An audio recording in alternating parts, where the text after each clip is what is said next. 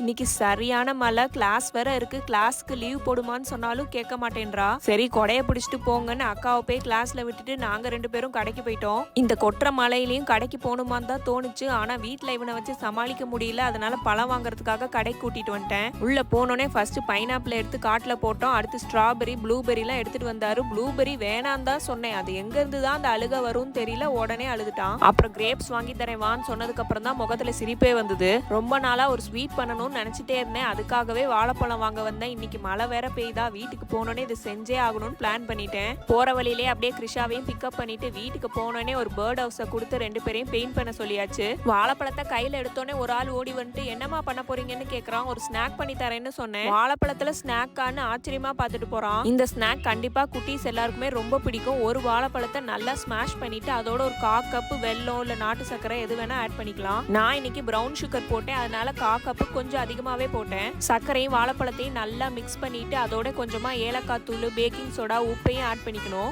எங்க ஊர்ல ரவை, மைதா, சர்க்கரை வச்சு ரவை பணியாரம்னு ஒண்ணு பண்ணுவாங்க. நான் மைதாக்கு பதிலா கோதுமை மாவை போட்டு வாழைப்பழத்தையும் சேர்த்து போடுறேன். தண்ணி கொஞ்சம் கொஞ்சமா ஊத்தி நல்லா வடை மாவு மாதிரி கன்சிஸ்டன்சி கொண்டு வந்துட்டு லாஸ்டா தேங்காய் பூவையும் தூவி விட்டுட்டேன். நல்லா எண்ணெயை மீடியம் ஹீட்ல வச்சுட்டு கொஞ்சம் கொஞ்சமா எடுத்து உள்ள போட்டா நல்லா போண்டா மாதிரி வரும். இத வாழைப்பழ போண்டான்னு சொல்லலாம், வாழைப்பழ அப்பம்னு கூட சொல்லுவாங்க. வெளியில நல்லா மொறு மொறுன்னு, உள்ள நல்லா சாஃப்டா, டேஸ்டும் சூப்பரா இருந்தது. குட்டீஸ் 2 பேருமே நல்லா விரும்பி சாப்பிட்டாங்க. நீங்க இந்த டிஷ்ஷை வீட்ல ட்ரை பண்ணிருக்கீங்களான்னு கமெண்ட்ஸ்ல போடுங்க.